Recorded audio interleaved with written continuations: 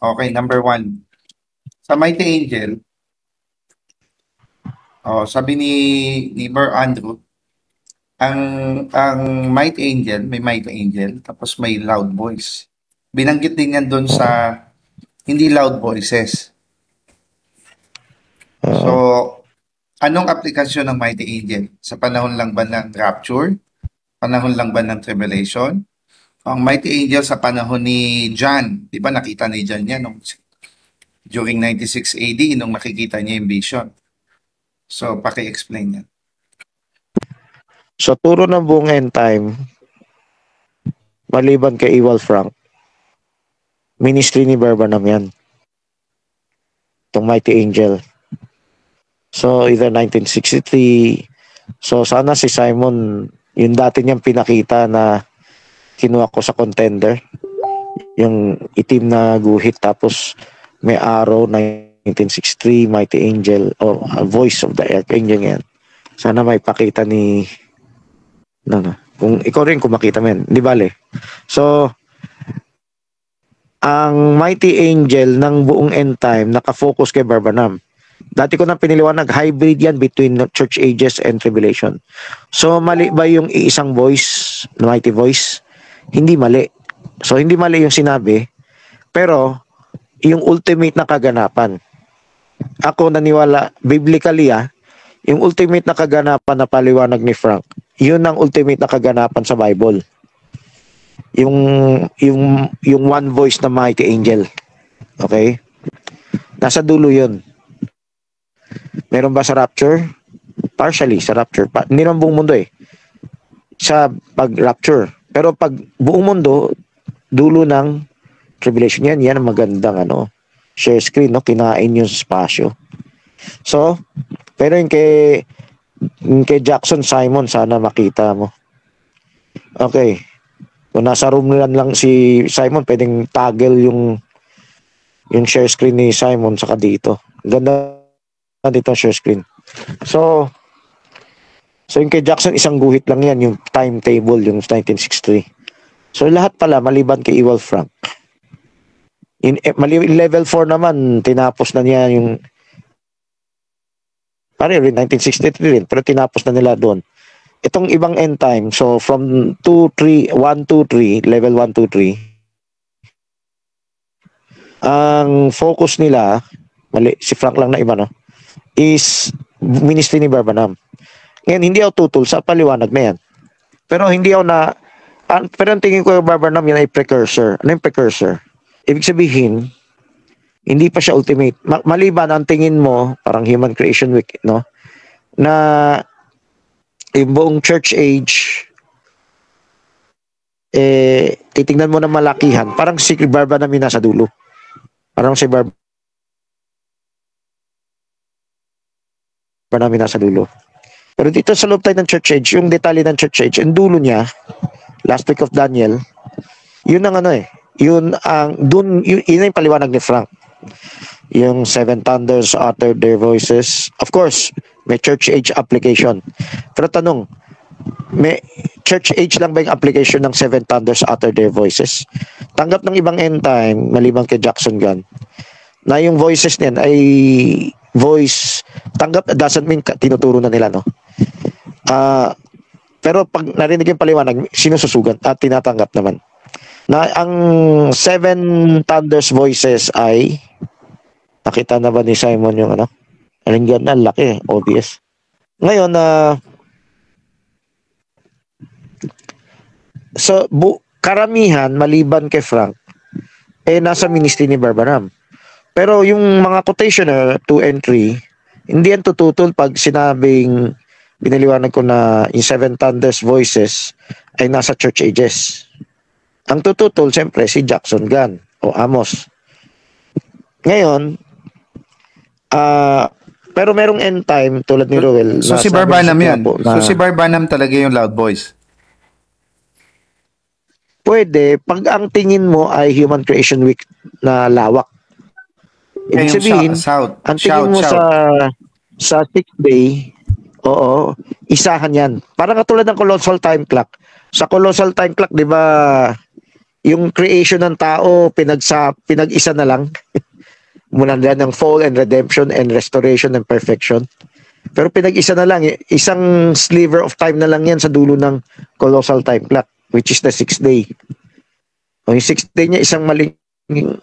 The end of the 6th day is the end of the beginning of the eternal age. No? The beginning of the 7th is the beginning of the eternal age. Sa Human Creation Week, yung 6th day, ang dulo ng 6th day, ang dulo ng bago mag-millennium.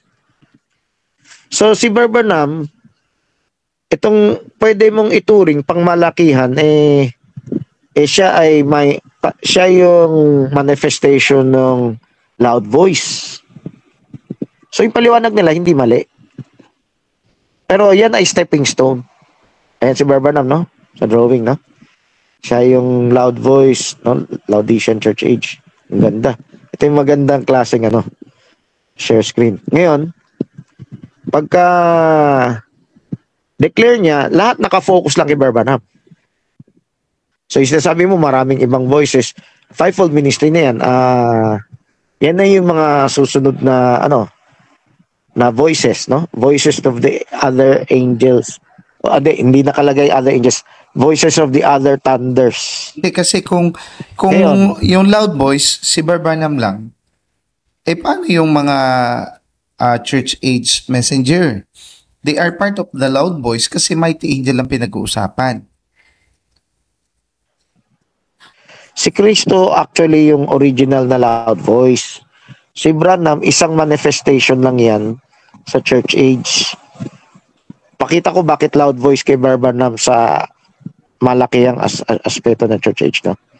Kaya si Branham loud voice kasi walang hihigit doon sa previous messengers sa mensahe ni Branham. Siyempre, mas maliwanag yung dulo kaysa sa umpisa. So, pwede mo sabihin, sa umpisa, mayroong Christ, Kristo. Pero, pinag-isa mo lang yung buong church age. And, sa loob ng church age, yung pinaka-loud voice, siyempre, dulo na, diba? Sabi, time shall be no more. Ibig sabihin, dulo yan. Hindi yan umpisa. Pag nilagay mo sa umpisa, titingin ka na sa 70 weeks o parang Human Creation Week na malakihan o hindi, parang colossal time clock ang dating yan. Yung malakihan. Kung malakihan, si Kristo, whether Alpha and Omega, yung unang tuntong ni Kristo sa lupa at yung pangalawang tungtong sa lupa, yan ang loud voice si Kristo, hindi si Branham. Okay? Ngayon, detalye na tayo. Nasa loob na tayo church age. Time shall be no more. Si Branham, sa pangmalakihan ditong church age, tandaan nyo malaki yung church age kumpara sa last week of Daniel, no? Sa pangmalakihan ng church age, si Branham, sa spirit realm, yung mighty, yung medium o channel na o Christophany na loud voice. So tama yung paliwanag ni Jackson, ni Gunn at yung iba pang quotationer level 1, 2 and 3. Kahit pa nga sabihin mo 4 eh. Yung 4 hindi man tumututol yun eh. So dito tayo kay Frank. Si Frank nakafocus yan sa tribulation, yung last week of Daniel. In-apply ni Frank yung thunders, yung loud voice of the mighty angel sa dulo ng tribulation. So, kung kaya mo So, ano na yung loud voice dyan? Time shall be no more. Kung paano si Barbanam parang dulo ng church age, dito, yung umpisa ng ministry, Hindi na si Barbanam yan. yung two prophet, Kasi ang pinag-uusapan na, two prophet ministry. may So, 7 two thunders prophet ministry, hindi, may 7 thunders sa dulo. Kung ang application natin sa loud voice ay si Brother Branham sa church ages, may thunder doon. Pagkatapos ng loud voice, the thunder was uttered by the 7 thunders. Yun, Actually, sino yung, kahit namatay na si Barbanam, tuloy pa rin yung mga anghel eh. No? Sa fivefold ministry. sino yung Seven Thunder na nag-utter during the pagkatapos ng Loud Boys? Kung si Barba naman Loud Boys, may Seven Thunders na mag-utter. So, yan yung bride or yung fivefold? Okay, nasa church age pa tayo, no? Yung fivefold ministry, sabi ni Barbanam, the bride will have a ministry. A very humble ministry. Tawag pa niya dun sa bride church magiging super church. And you must prophesy again to many nations, tongues, and kings. I will not stay here any longer. Another will come. Diba? So yung another, syempre inisip na isa lang. Parang si Jackson. Pero hindi yan isa. Marami na yan. Maraming tatanggap ng progressive. Kahit level 3 nga, tumanggap ng progressive eh. No? Maraming tumatanggap. Siyempre, ang pinag-uusapan na lang, kahit nakatanggap ng progressive, pwedeng Nicolaita ka eh. Di ba, may anointed one sa end time. Hindi na Pentecostal ang anointed one sa end time na Nicolaita. Pwedeng sa end time, anointed din sila, anointed one sa end time, pero marami ring Nicolaita. Yung Nicolaita, ayaw nila makinig sa iba. Kung ano yung progressive na akala nila, sila lang yung may progressive. Akala ni Amo, siya lang may progressive, di ba? Akala ko sino-sino pa. May tumatama naman talaga eh. Meron naman talagang hiwaga lumalabas eh. Pero ang makakakuha lang talaga niya yung Berean. Ibig sabihin, sila, ayaw nila mamulot sa iba. Pero kung makuha mo talaga yung a very humble ministry, marunong ka mamulot. Diba? Pinapalabas nila, kasalanan mamulot eh. Hindi. Hindi against si Barbanam mamulot. Nagtuturo nga siya, mamulot ka talaga. Oh, hindi nila kilala si Barbanam, no? Na talagang pagkabere na namumulot yung tinuturo ni Barbanam. O baka sabihin nila 19th script, nagbago na. Spoon feeding na. Hindi. From the start hanggang matapos, ganyan pa rin si Barbanam. Hindi niya ano yan. Pero hindi absolute yung quotes, ha? Ang absolute yung Bible. Paano ka magagamit yung absolute yung Bible? Kasi nagkukumpara ka. Yan tinuturo ni Barbanam, di ba? Sinabi rin ng Bible, comparing spiritual to things spiritual. Doon mo marinig yung tinig ng Diyos. Kahit nga si Barbanam, hindi ka spoon feeding dapat eh. Spoon feeding yung milagro. Pero pagdating na sa pagtuturo ng word, gusto niya salain mo sa salita. Kahit sinabi pa niya. O, na-miss niya yung point na yan. Ngayon, pagkatapos ni Barbanam, yung fivefold, mas malalim yung tatanggaping anointing. So, hindi lang yan isang tao. Sabi nga ni Barbanam, he must increase, I must decrease. Kinukumpara niya sarili niya kay John the Baptist. May darating na mas malalim pa, higit pa. Naging ano siya, naging pintuan lang siya, naging stepping stone siya. So, marami ng paliwanag si Jackson, si Gunn, na hindi pinaliwanag ni Barbanam. At pa kahit level 3, meron din. No? So, kahit nga 4 meron din eh. Pero, syempre, hindi tayo dapat nagsasara. Bilang Berean, kahit anong lihis nila, kukunin mo yung biblical. Yan naman talaga yung standard procedure. Pero wala ka muhi sa kapatid. Ngayon, mahal mo lahat, ina-appreciate mo lahat, ulot ka sa iba, no? At hindi against si Barbanam sa pamumulot, actual propeta sa bagong tipan, pagkaberean kasi, hindi siya nagdidikta lang na sinabi lang niya tapos na may isubo nyo. Hindi, i-check sa Bible. O yan yung na-miss ng lahat, di ba? Kasi pag kaya mo itulay sa Bible yan, the Bible becomes a new Bible. Nakita mo yung spoken word sa loob ng Bible. Pag sa spoken word sa loob ng Bible, hindi nakasulat sa Bible letra por letra, pero lumiwanag yung ibang talata sa Bible dahil sa paliwanag ng spoken word. So, ang fivefold, di ba, may seventh angel. The seven standard, seven angels. Yung seventh angel, nag-ano kay Barbanam. Eh, di namatay na si Barbanam. Dito sa precursor na loud voice, yung sa pangitain ni Barbanam, malaki ang dibdib malaki yung seventh angel. Nabasa mo na yan, di ba? Malaki yung seventh angel. Niya yan. Hindi, okay. Kasi, niya, parang hindi siya nag-loud voice. Angel. Hindi siya yung seventh angel. Pero may binabanggit. Siya yung mighty angel. Oo. Okay, ito yun. Hindi, yung seventh angel, hindi yan yung mighty angel, Iba yung mighty angel sa seventh angel. Alam ko. Pero, yung seventh angel na Christophany, sorry, baliktad. Ang seventh angel, Angelophany, naging Christophany.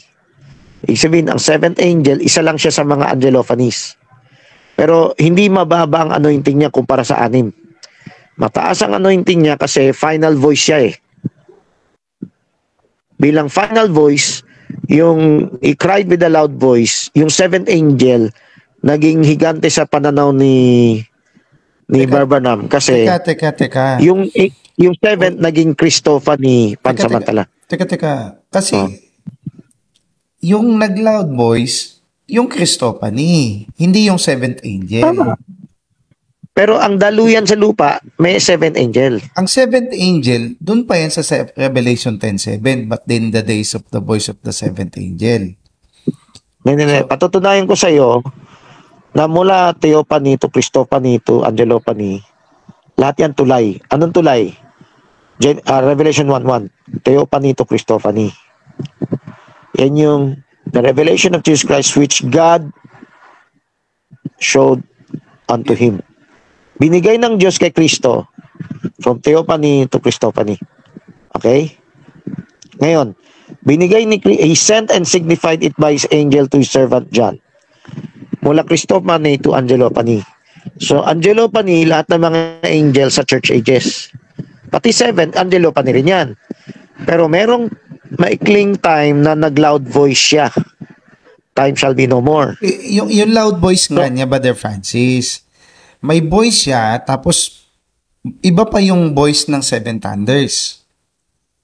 Iba pa yung voice ng Revelation 10:7. Ito sasabihin ko sa iyo, yung voice ng Seven Thunders, galing sa Christophany, galing sa Theophany. Ibig sabihin, hindi yan nag-voice na magsarili nila. Hindi yan independent. Galing din sa Diyos yan, galing din kay Christian. Galing din kay Christian, galing din sa Diyos yan. Hindi yan hiwalay. Ang pinagkaiba lang, pagdating sa dulo, yung nakakalat na hiwa-hiwalay, pinagsama-sama. Kaya yung mensahe sa dulo, pinulot nga ni Barbanam yung nauna, tapos pinagsama-sama niyang imensahe sa dulo. Kaya mighty voice yung dulo. So mighty angel voice yung dulo. So ang sagot mo, yung lahat ng voices nila from the loud voice of the mighty angel at yung voice simula pa lang ng church age, meron ng loud voice yan. Meron ng Revelation 10 pang church age. So hindi merong Revelation 10 pang Revelation. So hindi apply ang loud voice ng mighty angel kay Brother Branham lang. Tama. So, tama. Sa panahon siyempre, ni Pablo, nakafocus lang sila kay Barbanam eh. Si Kristo sa buong church age, kaya tingnan mo, puro parallels yung panahon, di ba? May colossal time clock, may human creation week, may church ages, may last week of Daniel. Puro 777 yan eh. Ngayon, yung buong church age, parang si Kristo, nagsigaw. Time shall be no more. Dito tayo sa malakihan. Wag ko munang tawagin colossal time clock. Tawagin kong 70 weeks. Itong 70 weeks. Human creation week. Simon, yun dati, hindi, tama, human creation. Pero, dito sa 70 weeks, yung last 1 week, hiwalay sa 69. Pero tignan mo sa drawing ni Jackson. Bar Simon, labas mo nga yung nailabas mo sa huli na inihiling ko. Nailabas mo yan. Pero yung kabila, nung hiniling ko, hindi mo na nailabas. Yung Jackie Jackson na 7 weeks. Ano yung gusto ko ipakita? From lahat ng 70 na yan, yung 69 tsaka 78, may maliit na hiwa lang. Halos, parang isang tinginan lang, no? Yung isang tinginan, 2,000 years yan eh. 70 weeks yung labas mga yung kay Jackson. Yung parang rectangle na ano, na timeline. Tagal. Okay. Imagine nyo itong church ages. Imagination muna tayo. Isang split second lang yan. Parang yan lang yung nakalagay sa Joel, the last days. Wala tayong last of the last day, kundi isang last day lang. in the last days, but hath spoken unto us in the last days. In the last days, I will pour out my spirit. So isipin mong isang application dyan. Yung buong church age ay isang last days yan as a whole. So si Kristo, yung nag-loud voice. Yung paa ni Kristo nakatuntong doon sa drawing ko doon sa video. Wala na ako mag-join. Yung pinaka last Sunday. Yan ako mag-join kasi mag-take note ako ng mga tanong sa comment. Hindi, Yung tanong nga, may isa pa lang pinapaano yung tanong kami. ni Menan. May pinapaano lang kami na yung picture na galing kay Jackson. Yung una, yung may Mighty Angel, may 1963. Pangalawa, yung 70 Weeks of Daniel na parang may gap. Tapos church ages yon. Oo. Ipapakita ko yung isang tingin mo na last days. Isahan lang. Wala pang detalye, last of the last days. Yung nababasa natin sa Bible, in the last days, I will pour out my spirit, your men shall dream dreams. Ganun din sa Hebrews 1:2, has spoken unto us in the last days. In the last days has spoken unto us by His Son. Ano yung last days na yan? Pinag-isa lang yung church age. So yan yung sasabi mo, Barman, na si Kristo yan. Hebrews 1. Ngayon, yung buo, si Kristo yan. Yung detalye sa dulo, na yan. Pinag-isa lang yung church age. Pero yung detalye sa church age application na yan. So yan yung sasabi mo, Barman, na si Kristo yan. Hebrews 1. Itong si Kristo yan. Yung detalye sa dulo, na yan. Na buong pinag-isa mo yung church age. Si Kristo yan. Sino man ang instrumento niya sa loob, may anghel, may propeta, may star messengers.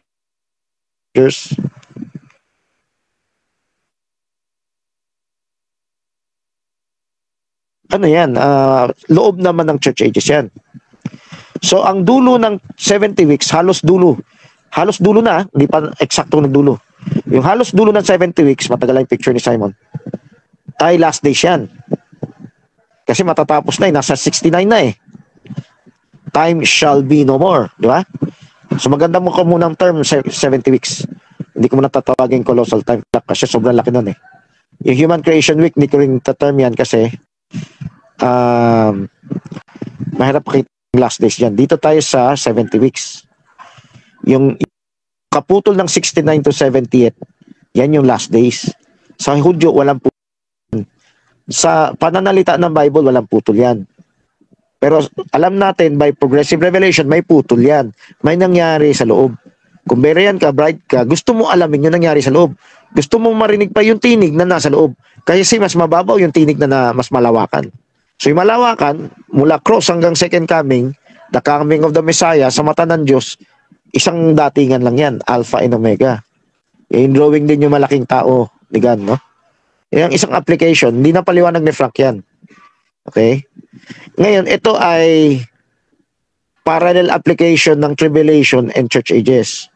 Yung pinapaliwanag nila Jackson, Gunn, at ibang end-time quotationer na 1963, hybrid lang yan.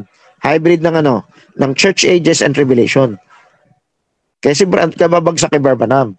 O dito tayo, pasok tayo sa church ages. Kung paano ang 70 weeks halos dulo na nag loud voice si Kristo. Itong church ages nasa Laodicea na nung nag loud voice si Kristo. Yung paliwanag na nila mismo. Di ba? Sa ministry ni Barbanam, yung shout.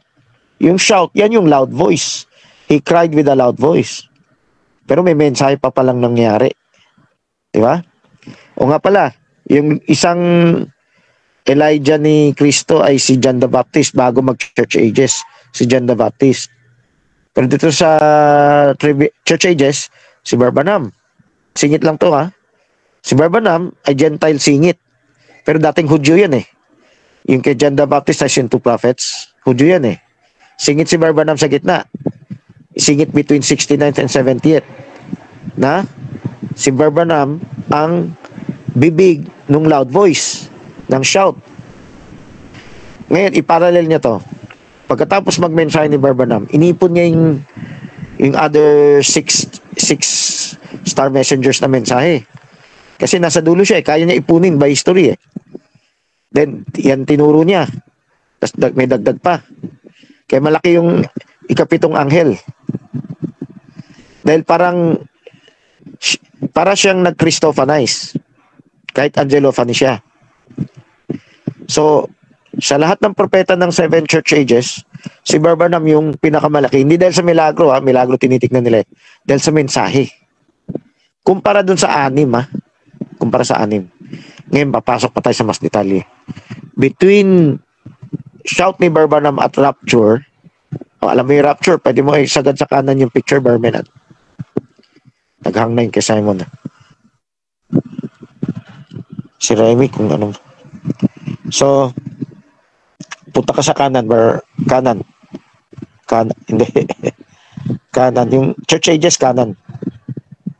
Focus ka sa Laodicea. Okay. So, dito sa Laodicea,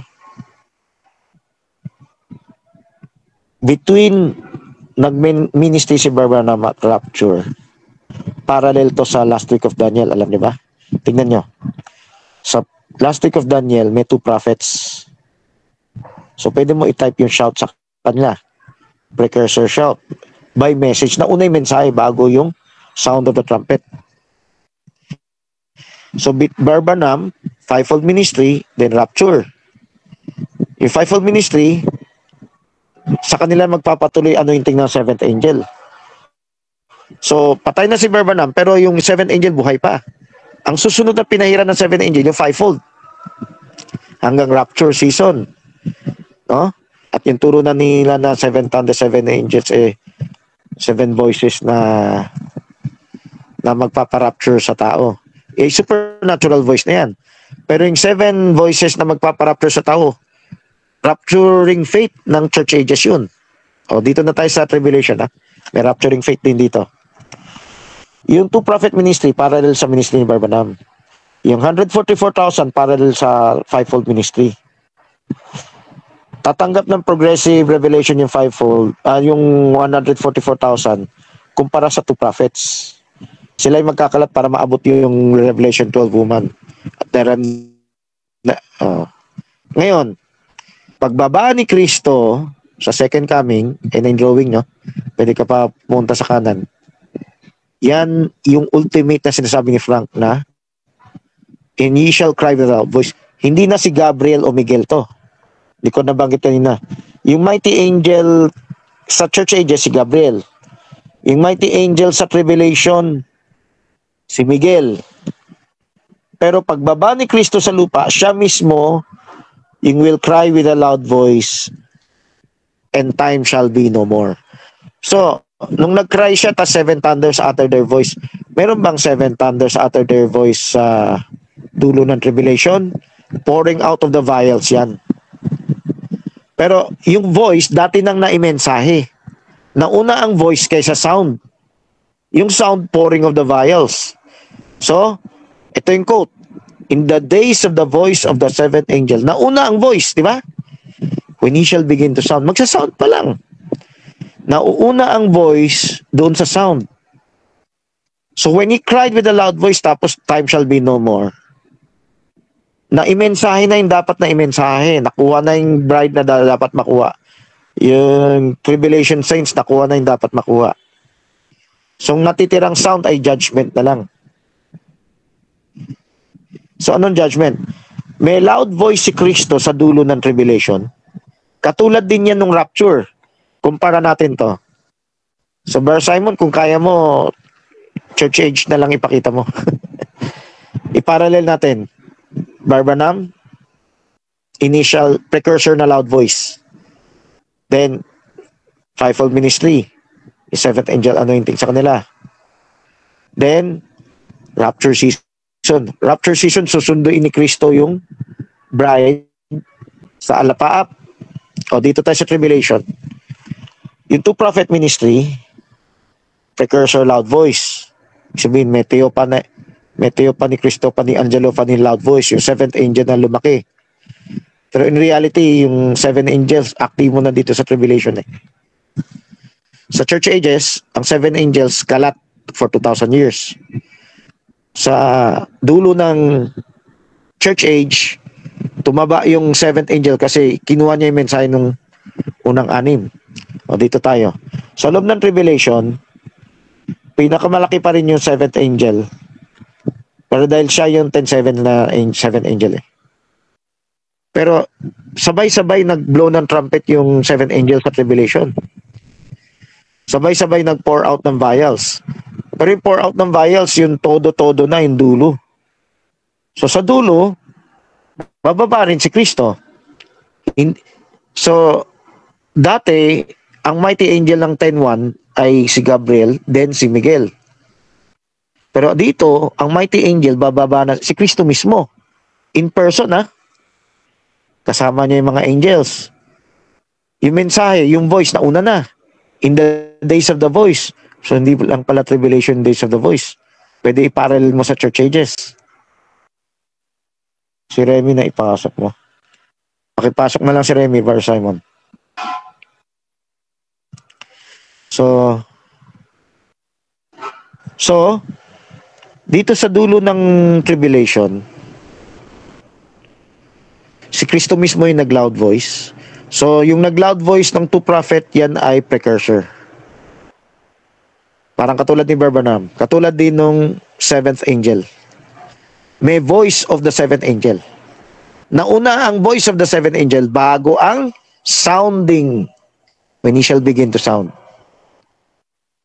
Kasi nung nag-sound siya, 11:15, the kingdom of this world is become the kingdom of our Lord and of Christ. Pag nag-sound siya, millennium na, tapos na lahat, time shall be no more. Wala nang Bible study, wala nang sharing. So, nauna ang voice ng 7th angel bago nag-sound. Pero yung other 6 angels, yung other 6 thunders, nauna, nakasabay ng sound yung voice. Saan mo mababasa yan? Revelation 8, last verse 15, no? By reason of the other voices of the other angels that are about to sound. So may voice and may sound yung ibang angels. Pero yung voice of the 7th angel, iba siya. Voice ni Kristo yun. Kaya mula pa sa umpisa pa ng church ages, yung mensahe ni Kristo, 7th angel voice na yun. Sa dulo lang ng church ages, parang isa-summarize yung voice na yun ni Kristo. Kaya Barbanam ministry para sa church ages. Dito sa tribulation, si Kristo mismo na ang magla-loud voice, wala nang Bible study. May final outpouring of the vials na lang. Di ba? Didilim yung kaharian ni Satanas, yung mundo. Huh? So, yan yung parallel. Paano natupad yung loud voice, yung voice of the mighty angel. Nung nabasa mo, when he had uttered his voice, 7 thunders uttered their voices. So Yung unawa sa 10, parang retroactive yung voice paano sa church age. Dahil yung unang 6, lahat ng 7 kay Kristo yan. Pero yung unang 6, nauna na yan. Pero para stepping stone yan. Francis, wait lang. Oh, sige. Paano nga yung thunder pa? May voices pa yung thunder. Tapos may voice pa yung 7th angel. Doon sa Revelation 10:7. Okay. Ang voice ng 7th angel, kinolekta rin niya ang voices ng 6. At meron pa siya sarili niya. So as Angelophany, may individual voices sila. Pero ang ministry ng 7th angel, iipunin pa niya yung voices nilang, sabihin ko na nilang 7. Iipunin niya yung voices nilang 7, kaya medyo malaki siya. Kaya medyo, tignan mo, nauna yung voice bago yung sound sa 10:7, ha. Kung i-apply mo, hindi lang tayo tribulation. Kung i-apply mo sa church ages, pwede si Barbanam yan. Bakit? Nauna yung voice. Anong voice? Yung voice ni Barbanam, kinolekta rin niya yung voice nung una, 1, 2, 3, 4, 5, 6 din eh. Pati bukod sa sarili niyang voice eh. Hindi lang yung voice ni Barbanam ay voice lang nung sarili niya na tinanggap na revelation. tumanggap din siya ng revelation sa mga naunang voice, sa mga naunang angels. Sa church ages, natupad din ng Revelation 10:7. May days of the voice ang buong church age. Sa dulo ng church age, when he shall begin to sound, that mystery of God should be finished. May final voice na kasabay ang sound at tapos na lahat. Kaya nga may end time level 4 nagturo tapos na yung rapture, di ba? Inunahan na nila. Kasi hindi nila nakita itong parallelism. Sa church age application, yung dulo ay si Branham. Siya yung dulo ng voice ni Kristo sa church age. Siya yung dulo. At bilang dulo, iipunin niya yung mga nauna. Kaya mabigat-bigat. Kaya nga yung patunay mo na naipon, at gaano ka-atras natin pwede atras yung days of the voice? Hindi lang ministry ni Branham. Pwede mo i-atras sa panahon ni Kristo yan. Pwede mo i-atras sa panahon ni Kristo nung nagmensahe siya. So mula sa unang Elijah at John the Baptist, yung unang great coming at wala pa yung dreadful day. No? May voice na dyan. Behold, the kingdom of heaven is at hand. Sundan mo yung has spoken unto us in the last days. Hebrews 1:2. Di ba si Kristo yung nag-spoken to us? Boses din ni Kristo yung 1-6 bukod sa 7. So 1-7 boses ni Kristo. Ang pinagkaiba ng 7, sinamarize, inulit niya yung 1-6 hanggang 7. Kasama pa yung 7. So pagpunta mo dito sa tribulation application, so yun kay Branham, no? Pagpunta mo dito sa yung si Kristo uttered crowd with a loud voice, no? Yan yung 69th week papuntang 70th week. Parang isang hakbang lang yan. So imagine mo yung drawing ni God na isang malaking tao lang. Kasi cover ng paa niya yung Alpha and Omega, cover na paa niya yung Ephesus, Laodicea.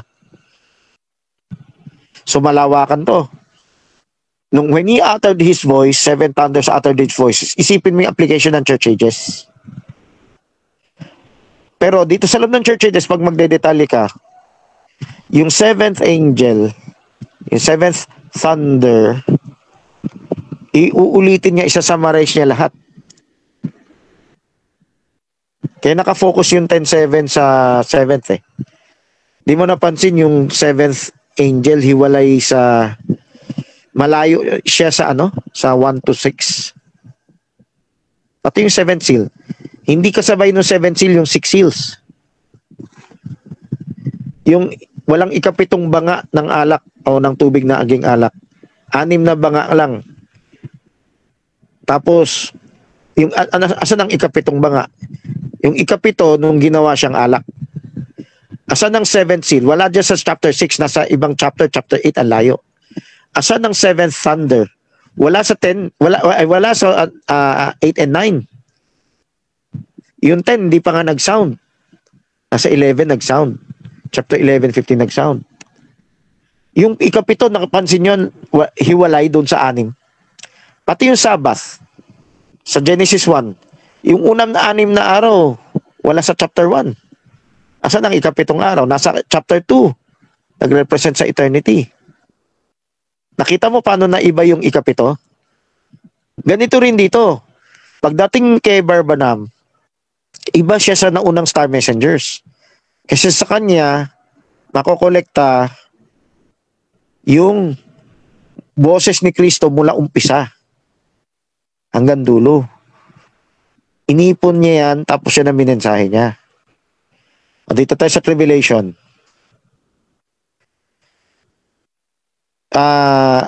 Dito muna tayo sa church ages. Yung merong loud voice na pangmalakihan si Kristo sa buong church age. May loud voice si Kristo sa rapture na kukunin na niya yung bride sa dulo ng ministry ng end time after Branham. Dito tayo sa tribulation. May loud voice si Kristo sa umpisa ng tribulation sa 2 prophet ministry. Para sa Israel to para sa Israel. Then merong loud voice si Kristo na siya mismo ay magsisigaw doon sa second coming niya. So in between those times, nasa yung 144,000. Tas nagbigay warning pa sa mundo sa hindi masaselyuhan yung Revelation 12 woman sa tribulation eh. Hindi sila masaselyuhan diyan. May warning lang yung 144,000 sa kanila.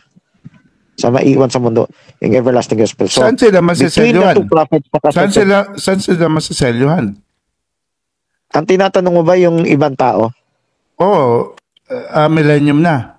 O, singit na tanong lang yan. Singit na tanong lang yan. Sa millennium, papuntang eternal age, long process yan. Millennium to eternal age, yan ang selyo nila. So, yung selyo nung mga sinasakupan ng bride, ano pa yan? Mas matagal. Okay? Ang sagot ko, from millennium to eternal age. I would say eternal age yung selyo kasi may papanganak pang iba, di ba? So, kailan manugumpay pa sila, di ba? Pero, dito, sa tribulation, winarningan lang sila. Di pa nga nila kilala si Kristo sa everlasting gospel. Winarningan lang sila ng 144. Yung 144, sinelyuhan ng two prophets. Ang two prophets, nagpipreach na yan na in television, nate-televise na yung mensahe nila. Kaso, hindi abot nung Revelation 12 woman. Ang nakaabot lang 144. So parang type sa atin, no? Meron din tayong warning, thou must prophesy again to many nations and kings. Yung super church dapat maging witness sa buong mundo. So kahit hindi mo sila na-convert, pwede ka maging witness. Yung mensahe mo, pwede mag-iwan ng warning sa kanila. So, naligtas sa Antichrist yung Revelation 12 woman dahil sa warning na yan. Diba? In 3 angels messages. Babylon, yung mark of the beast, yan. Image of the beast, fear God. So, between the two prophets at ibang klaseng rapture to, yung tribulation saints. Yung rapture sa dulo ng tribulation. Kasama na yung 144 dyan. In between that time, parang fivefold ministry yung 144. Patay na si Barbanam, fivefold ministry ng patuloy. Dito, namatay na yung two prophets. Sa last 3.5 years, sa last half ng 70th week, yan yung parang time between ministry ni Barbanam hanggang rapture. So si Parnell, marinig mo, maliwanag niya parang yung 3.5 years nila, yung opening of the seals hanggang mamatay siya eh. Yan yung 3.5 years nila eh. Siyempre, turo nila, 3.5 years lang natitira. Turo na lang ng level 2 and 3 yan. So, yung paliwanag ng 4, level 4, 1963 hanggang 1965, yan, 3.5 years ni Barbanam since opening the seals. Dito, parang, tignan mo, yung two prophets may 3.5 years. Parang si Barbanam, no? Tapos dito, meron pang 3.5 years ng 144,000. Itong 3.5 years, minsan tawag nila dito Omega Age. Sa level 3 tawag nila dito Omega Age. Yung sorry. Hindi na in-apply sa tribulation. Ang Omega Age nila between time of Brother Branham hanggang rapture. Tinanong ni Pastor Villagonza yan.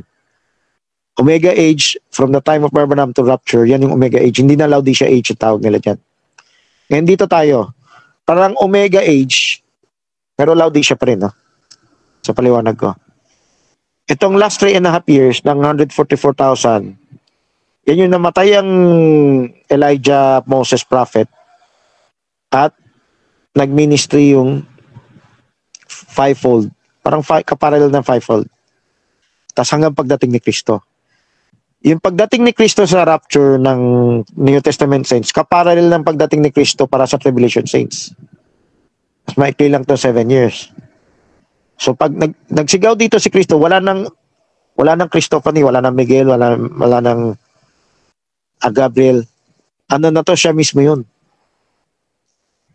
Siya mismo yun. Tapos pag sigaw niya, yung dating na imensahe na sa church age, yung dating na imensahe na sa tribulation period, na imensahe na yan eh. Yung seven thunders nag-uttered na eh. Yung voices yung mensahe Iba na ngayon, yung voice naging sound na. Yung voice ay naging judgment na. At yung dulo niya, yung 7 vials. So may idea ka na, Barmenan, doon sa mga magkakaibang parallels? Oh, Hello? hindi, alam ko yan. Yung, ang ano ko lang, medyo, yun nga, nakakalito lang. Ano yung mga, Nakakalito. yung voices ng Seventh Angel, di ba? May thunder pa. Oo. So, ang malinaw dyan, yung loud voice is the voices of God na ginamit din yung seventh thunder, ginamit din yung seventh angel. O yung kahit Para yung, hindi ka malito, para hindi ka malito, katulad ng ginawa natin sa Genesis 1, multiple application, di ba? May colossal time clock, may human creation week. No? Dito rin, meron tayong 70 weeks na last days. Na parang isang guhit lang siya, isang tuntungan lang ni Kristo. Yung malaking drawing ni God na tao. next question na ako, Then, Brother Francis. Next question na ako. Tatapusin ko lang yung statement ko. Then, iba pa yung church age application, iba pa yung tribulation application. Sige, tanong ka na. Sa seven church ages, Ito, Bar Simon, pangalawang tanong pa lang to. Bar Simon, total, hindi ko mailabas yung, yung 70 weeks ni Jackson. May type mo yung tanong, ha? Check mo si Simon kung na type yung tanong. okay, sa, di ba ang bride, pwede bang bride yung Old Testament saints saka Tribulation saints? Okay. Bar Simon, tinype mo, hindi. Ako ba, pag hindi sumasagot, baka wala sa pwesto yun. Hello? Wala na ba sa computer? Nakikita mo ba siya dyan? Hindi. Nandyan siya. Nasa ibang lugar ka. Simon, Pakisagot lang kung na-type mo. na-type na? Pangalawang tanong pa lang to eh. Kaya magaan ang trabaho. Kanina pa isang oras na yung unang Ako na tanong. lang mamaya. May ginagawa pa po ako. Ayun. Wala, ikaw na kaya mag-type bar. Ay, hindi ka pa pala pwede pumunta sa comment, ano? Tandaan mo na lang to. Hindi, sulat mo sa notebook. Sulat mo sa notebook. And, hindi na paalam, umalis sa pwesto. Papakinggan ko Hindi, yung pangalawang tanong, sulat ha, pakisulat. Ito yung pangalawang tanong. Mamaya. Pwede ba maging bride yung Old Testament saint? Saka Tribulation saints. Ito pa lang sa notebook. Tribulation saints. Sagot. Kung titignan mo sa, sa eternity to eternity, punta ka sa dulo. Punta ka sa eternal age. Punta ka sa New Jerusalem.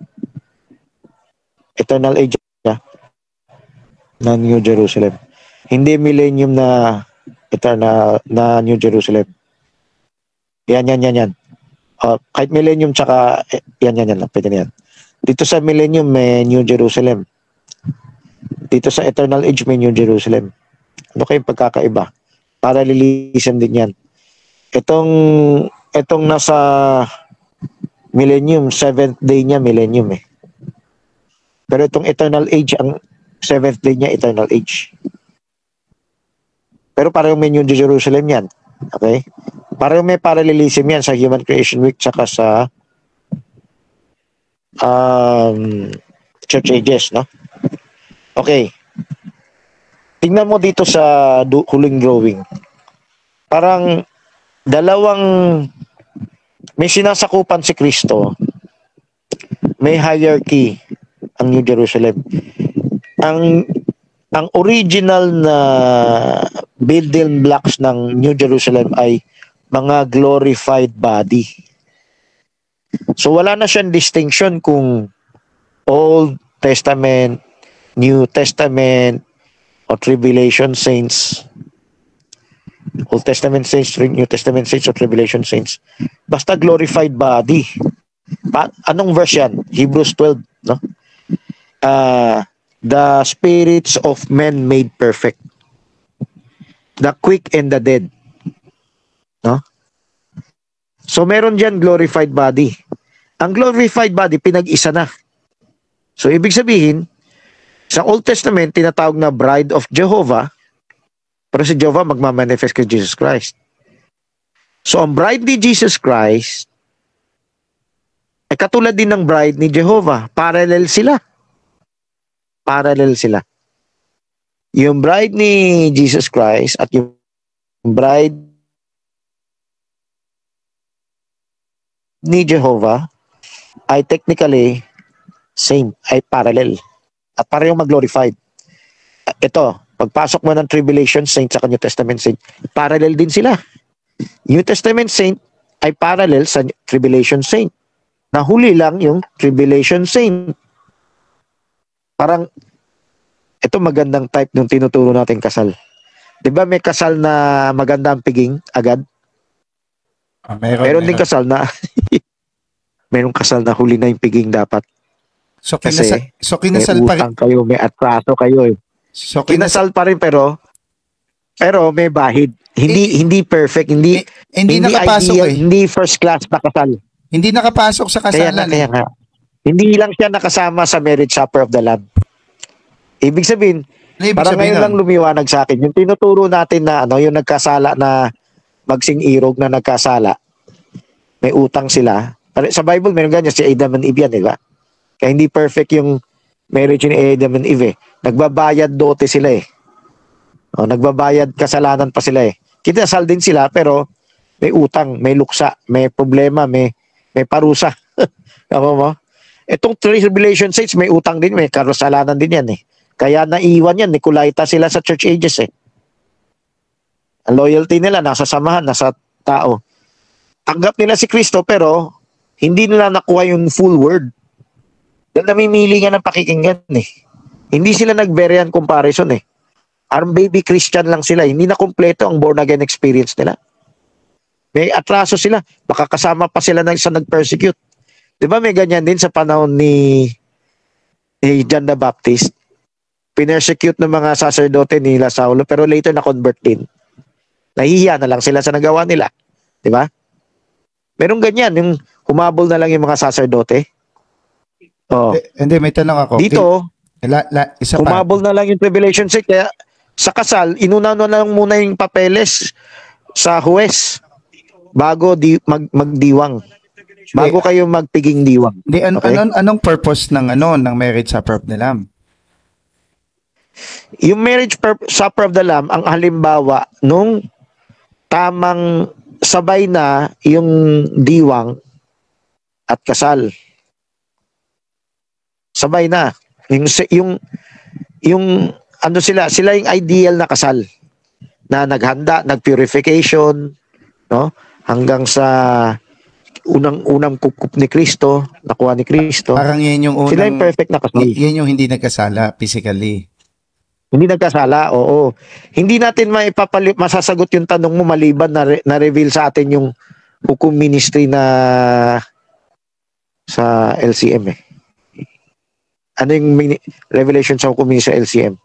Pag meron tayong kapatiran na nagkasala muna bago ikasal, parang may bahid yan eh.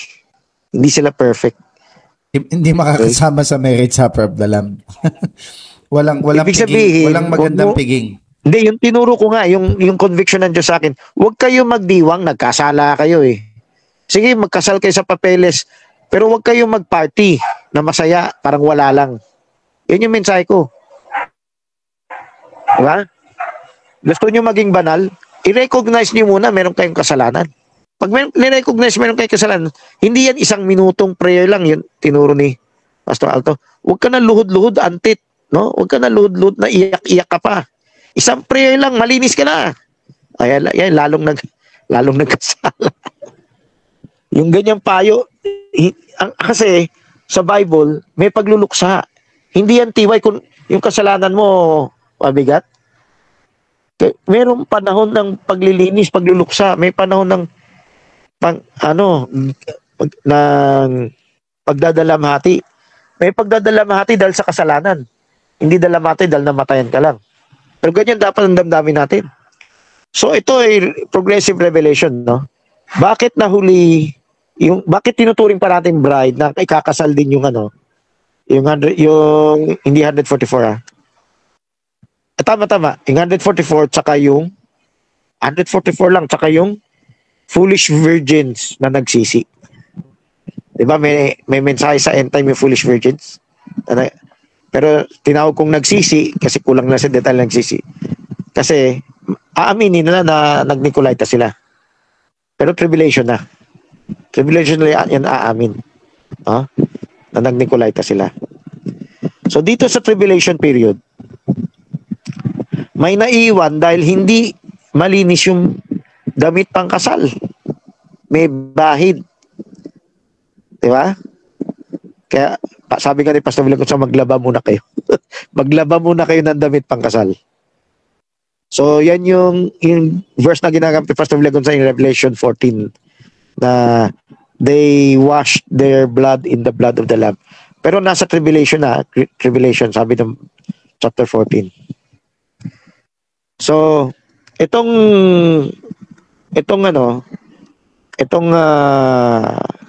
new tribulation saints parang nahuli. Parang naging second class. Parang yan yung kapatiran na pinapatawad natin, parang Adam and Eve, nagkasala, pinapatawad natin, binibigyan pa natin ng papel para malinis, pwede sila maging manggagawa, tumulong sa church, diakono. Pero pantay pa rin sila ng New Testament bride. Eventually, ibig sabihin, di ba, pag nagkasala, mayroong manggagawa, nagkasala, pero inayos naman nila, nagkasal din sila. No?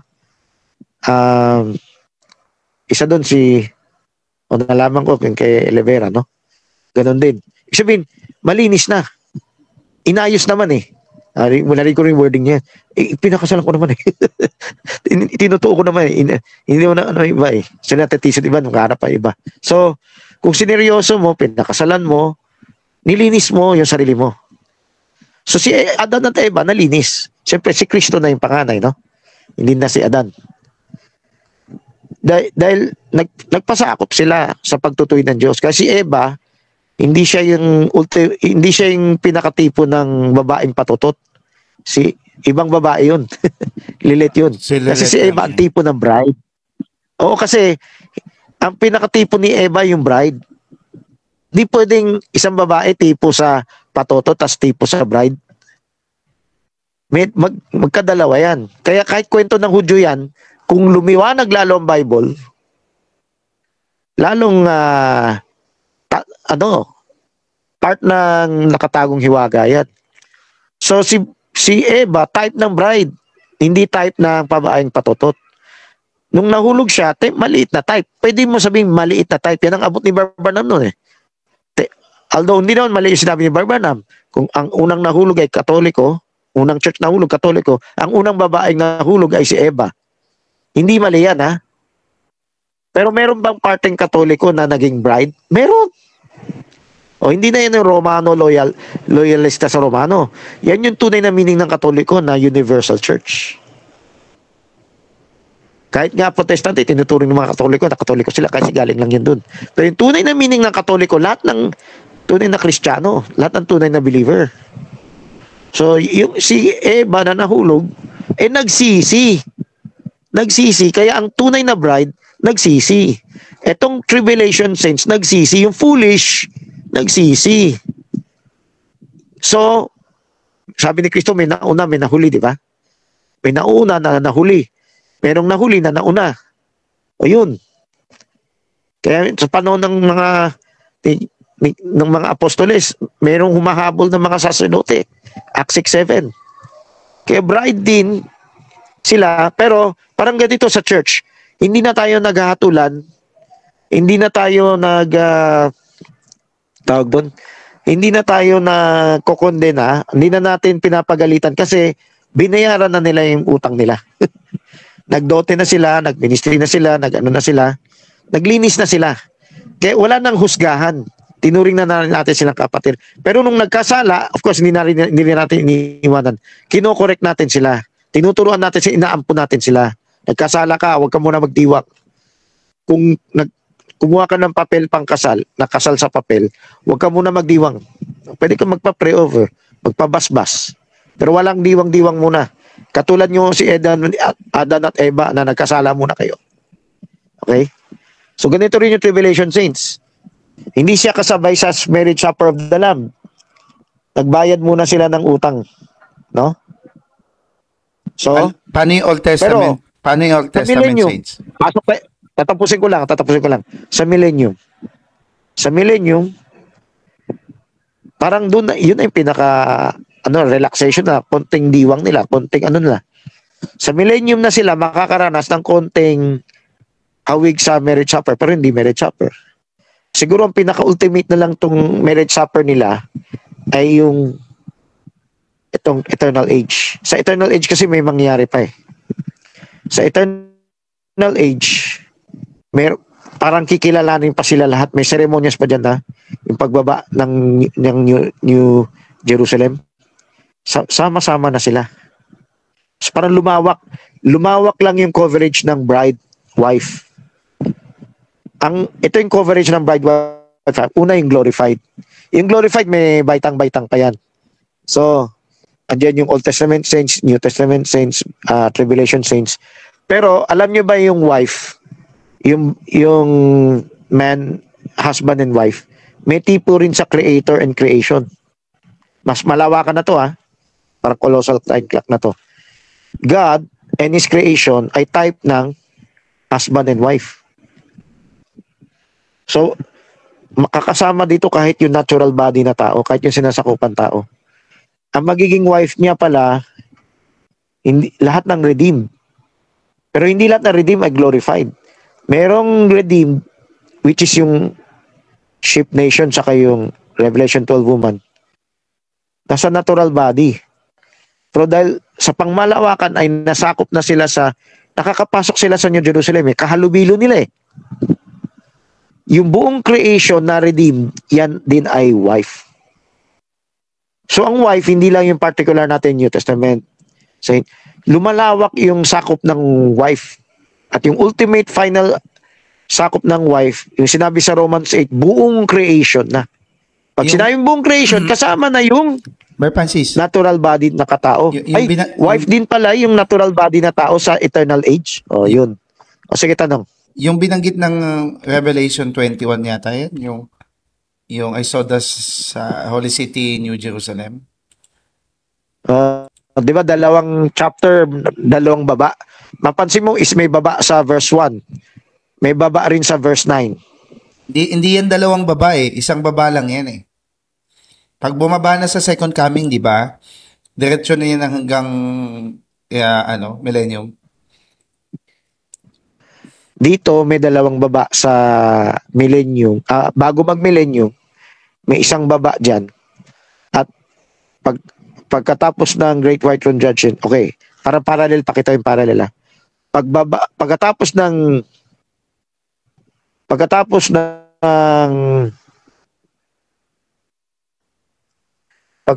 ng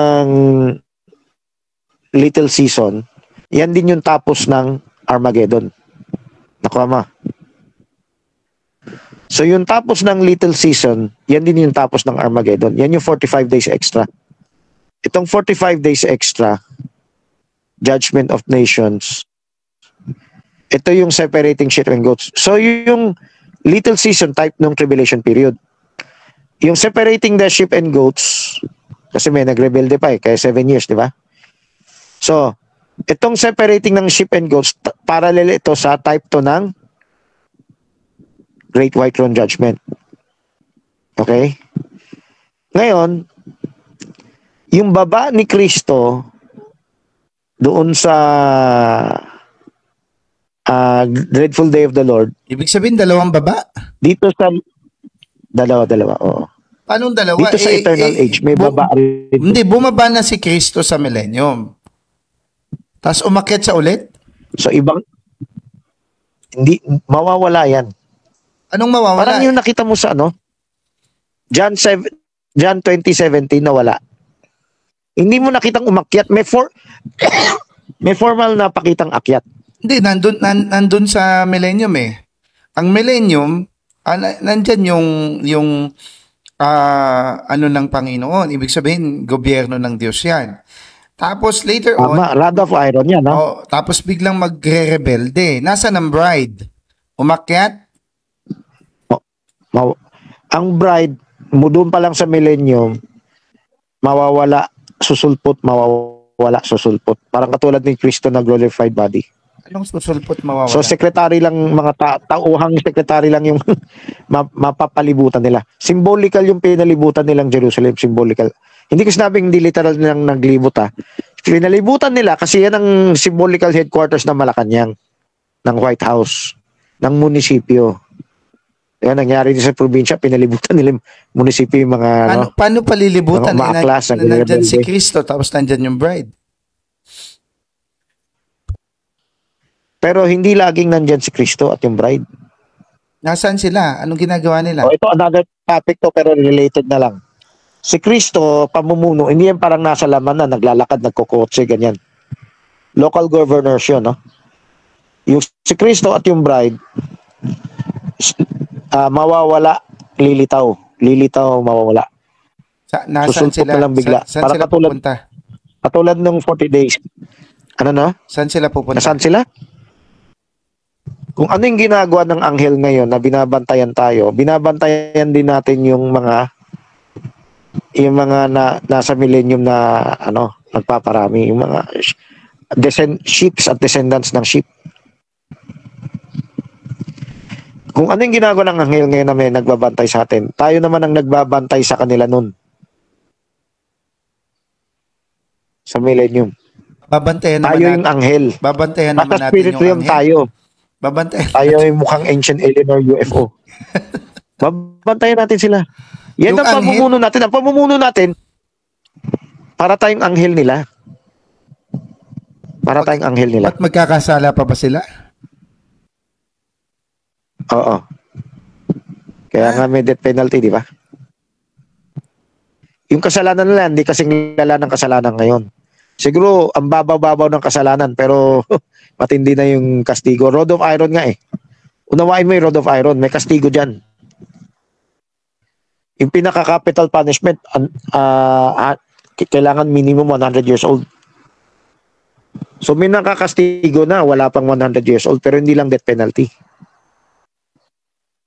By the way, Bar Francis, May ano pa yan? may meeting ba kayo mamaya?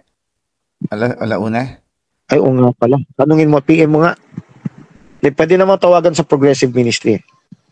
Okay, sige. Kung naalala ni Bar pa doon. No?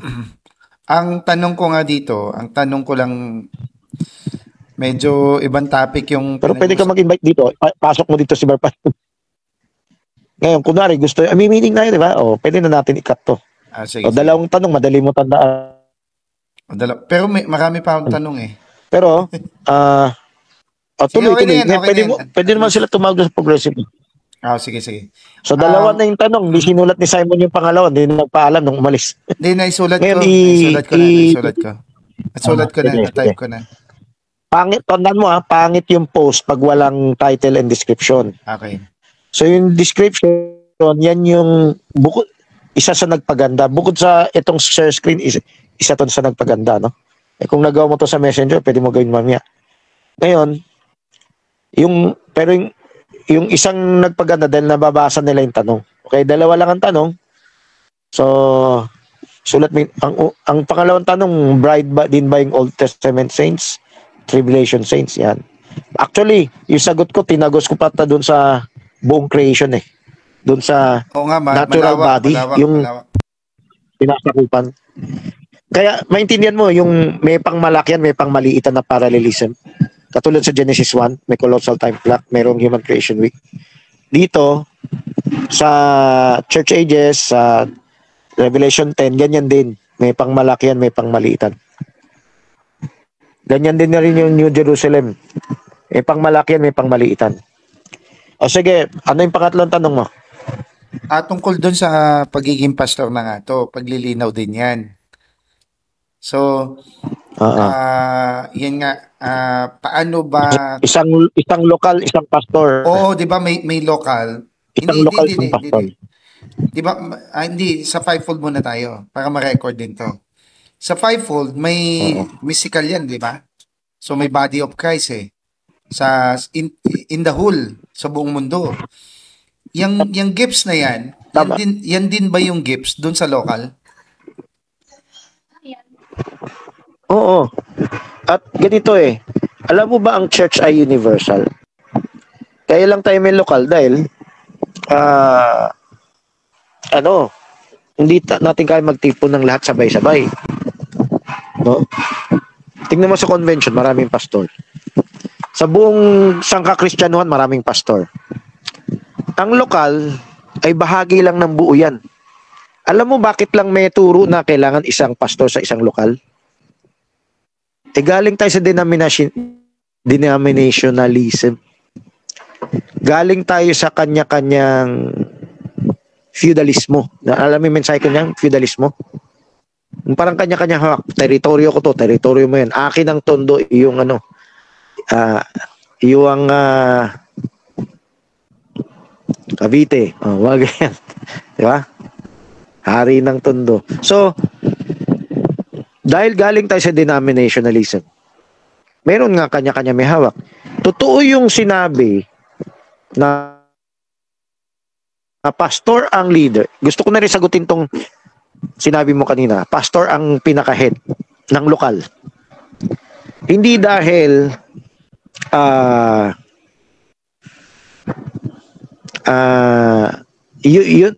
yan ang hierarchy.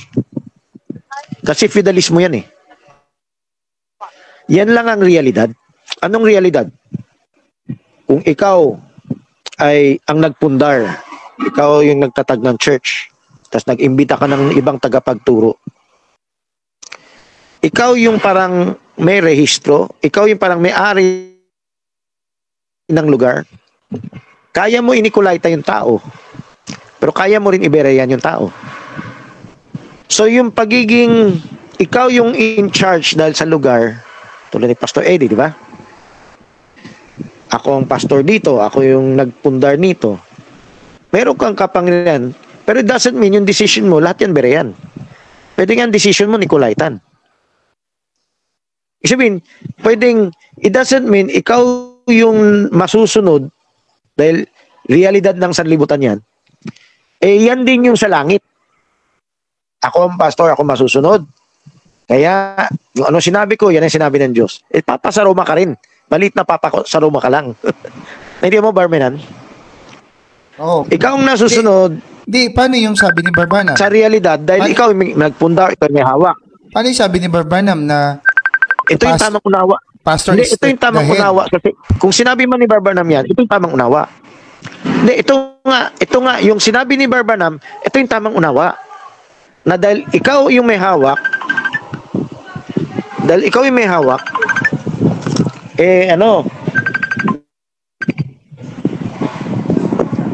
so nag-iipon pa kayo ng tao, no? So tuloy, sabihin mo lang kung start na tayo, ha? Teka, mahina yung voice para marinig ko kung start na. Okay, sabihin nyo lang sa akin, hello. Sabihin nyo lang sa akin kung start na meeting. Okay. Ano yung huli ko sinabi? Sige, ilan na lang ang kulang. Ang realidad ng buhay, ano sabi mo? Papa sa Roma Hello? ka rin. Maliit na Papa sa Roma. Malit sa Papa sa Roma, oo. Sa realidad ng buhay, ikaw nga masusunod. Parang padre de pamilya ka ng tahanan. Parang ikaw may-ari ng building. Parang may sarili kang desisyon. Parang isinabi rin ni Barmani na magulang siyang masusunod kaya siya yung tinig ng Diyos, di ba? Pero yan, dagdag na lang yan eh. Hindi porket ikaw yung nasusunod, ikaw yung tinig ng Diyos. Di ba? Ganun din, porque ikaw yung pastor dyan, ikaw nga yung masusunod, doesn't mean lahat ng decision mo ay tama.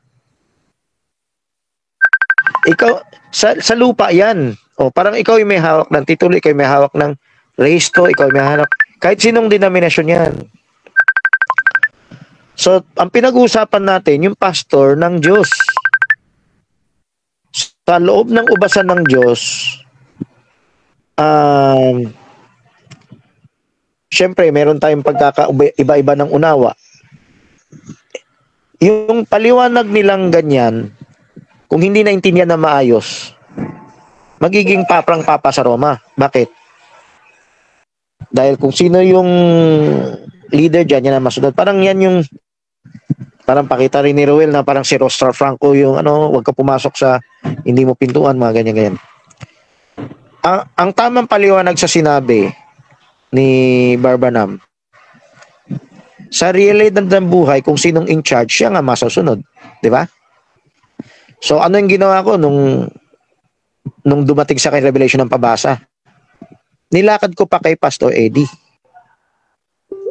Nilakad ko kay Pastor Eddie yung pabasa.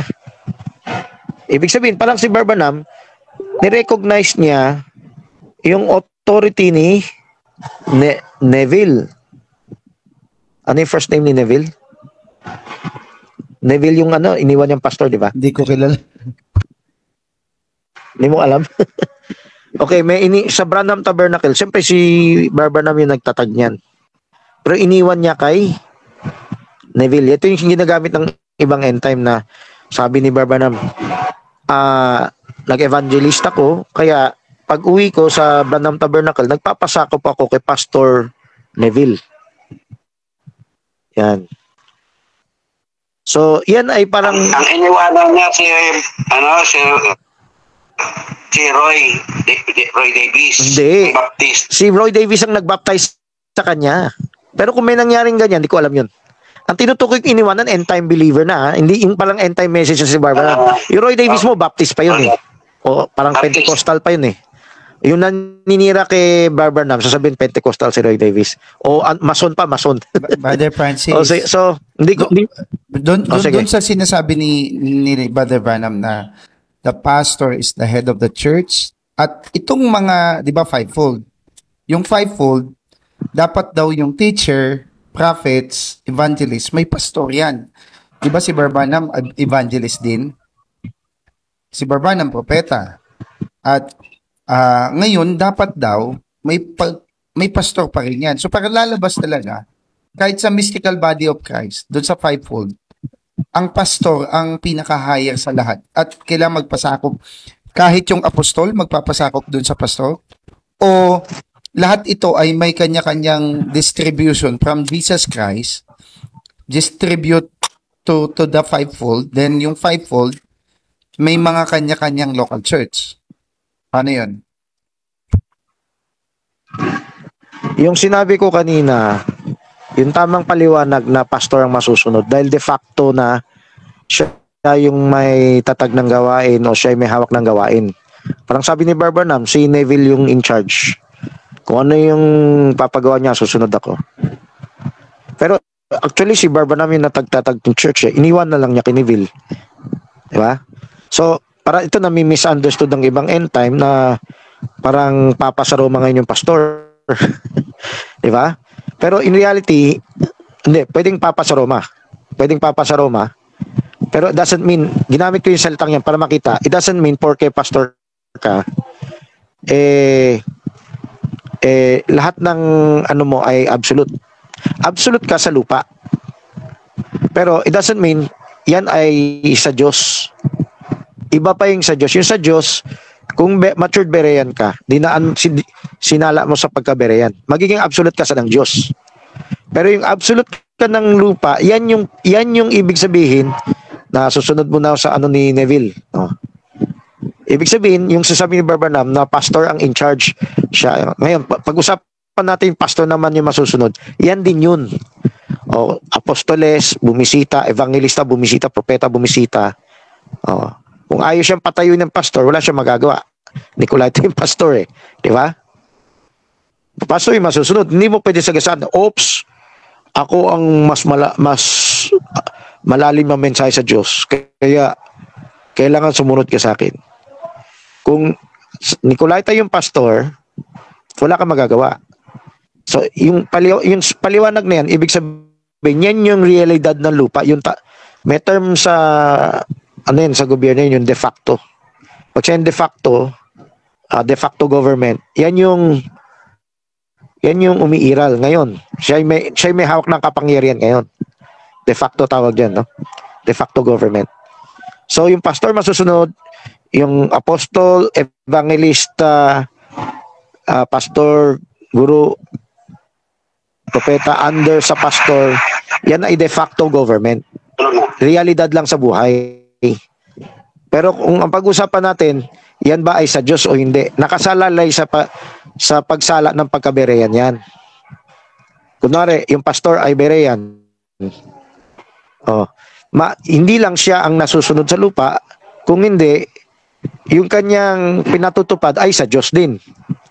Sa iba kasi hinalo na. O parang yung sabi ni Berman, pag ikaw magulang, kung anong desisyon mo, sa Diyos na yan. Di ba? Wala nang kumpara-kumpara, basta ikaw ang nagdesisyon. Sa lupa yan. Para ikaw presidente, ikaw, di ba dito sa lupa, kahit na pagano'y Roma, sabi ni Pablo magpasakop, o sabi ni Kristo magpasakop. Kasi sila yung pinintilo, kahit si Nebuchadnezzar, binigay na ng Diyos ng kapangyarihan yan. Diyos ang nagbigay ng kapangyarihan dyan. Hindi basta dahil pagano yan, magnanakaw yan, naninira yan. Hindi, Diyos ang nagpalakas dyan para sumakop sa Israel. Oh. So, pinare-recognize ng Diyos sa Israelita yan. Pinare-recognize ni Kristo, pinare-recognize ni Pablo yung mga may nasa kapangyarihan. Oh. Itong nasa kapangyarihan, kasama na dito kung sino may tatag ng kapilya, tatag ng gawain, nag-ipon ng tao, nag-start ng fellowship. Pagbisita natin doon, nire-recognize natin yung authority niya, hindi dahil automatic sa Diyos siya. Kundi nire-recognize natin na siya sa oras na yan ang may kapangyarihan. At pinahintulutan ng Diyos yan. Pero it doesn't mean may kapangyarihan. Lahat ng isip niya ay tama. Oh. Depende yan kung magiging Berean siya o magni-Nicolaita siya. Pag nag-Nicolaita siya, wala ka ring magagawa. Kawawa na lang yung tao. Di ba? Kunwari, sabi ng isang tatay, wag mong sinabi pala sa'yo, no? Wag mong pupuntahan na yung pamilya ko, ha? O dati nagpapasalamat. Salamat sa hukom, ha? Na pag-ingatan yung mga anak ko.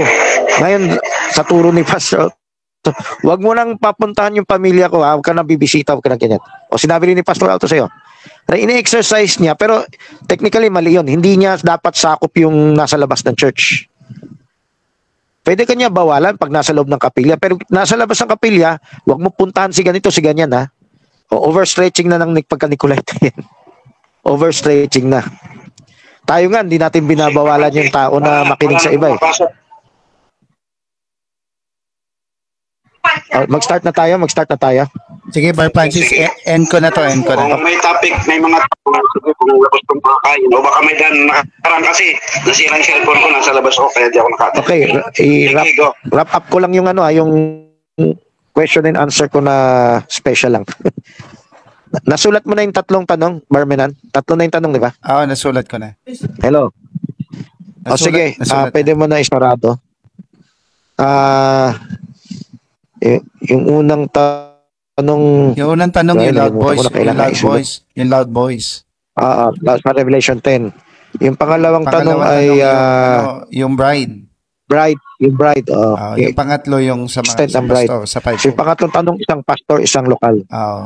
Sige. So, pumasok ko na lang sa room, Barmenan, okay? Pasok na ako kasi hindi rin ako makapasok. Sige.